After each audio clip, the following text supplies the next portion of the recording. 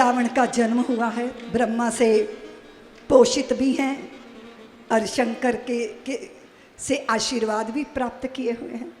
बहुत सारे वरदानों की कहानियां हैं इसमें। निश्चरों से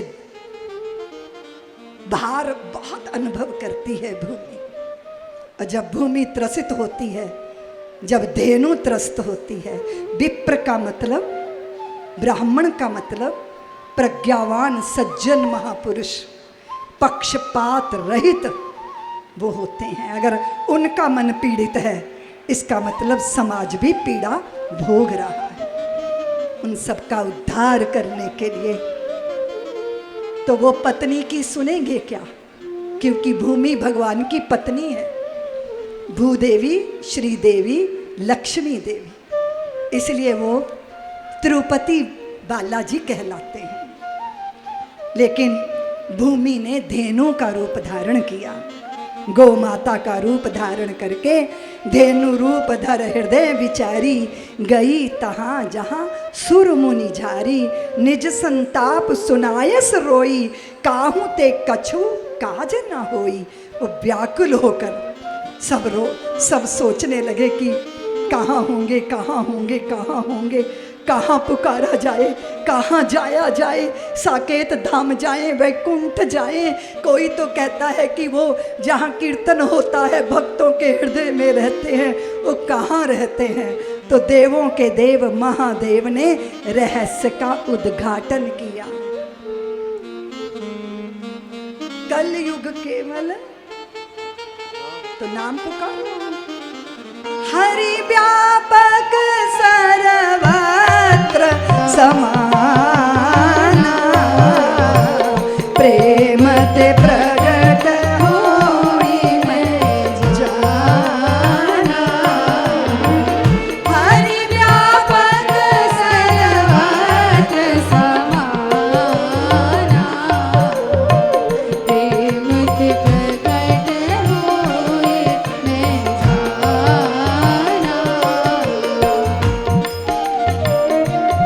पुकारो, मिलकर पुकारो, प्रेम से पुकारो। और उन्होंने कहा है कि भाव का भूखा हूँ मैं, भाव ही में सार है, भाव से मुझको भजे तो उसका बेड़ा।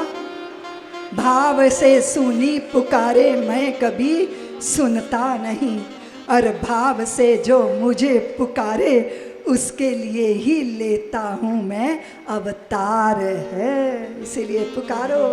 देवताओं ने पुकारा, जय जय सुर नायक जन सुख नायक, प्रणत पाल भगवंता, बोधि जहितकारी, जय सुरारी, सिंधु सुता प्रिय कन्ता, पालन सुर धरनी अद्भुत, मर्म न जानई कोई, जो सहज कृपाला दीन दयाला, करऊ अनुग्रह सो। सब प्रार्थनाएं कर रहे हैं और दशरथ के हृदय में एक भाव आया। देखो, अगर कोई निज दुख हो ना तो अपने गुरु के अतिरिक्त किसी को नहीं बताना चाहिए, क्योंकि सुन इठलइए लोग सब बांट न लइए। कोई नहीं बांटता। वे वशिष्ठ जी के पास गए, अपने चित्त की ग्लानि बताई। उन्होंने पुत्रेष्ठी यज्ञ करवाया। यज्ञ नारायण भगवान स्वयं प्रकट हुए। दशरथ जी की 3 पत्नियों को चरु दान में मिला, प्रसाद में मिला। कौशल्या और सुमित्रा और कैकेयी अंतर्वतनी हुई, गर्भनी हुई। और जब गर्भ में कोई जीव आता है ना, उसकी जैसी प्रवृत्ति होती है माता के हृदय में, वैसे दोहद होते हैं, कुछ कुछ इच्छाएं होती हैं। और वशिष्ठ जी की धर्मपत्नी अरुंधति बड़ी बड़ी धर्मज्ञा, बहुत बड़ी अच्छी, अरुंधति जैसा व्यक्तित्व, अद्भुत व्यक्तित्व। वे आती और इन तीनों रानियों से पूछती कि देवियों, आपके हृदय में क्या हो रहा है? कौशल्या कहती माते हम में तो एक ही बोलने वाली है। कैकेयी, इनसे पूछ लो, हमें तो बोलना नहीं आता, हमें बताना ही नहीं आता, अपने भाव भी प्रकट नहीं करने आते, और माँ हमें संकोच भी बहुत लग रहा है। तो अरुंधति कहती कैकेयी बता बता तुझे क्या लगता है।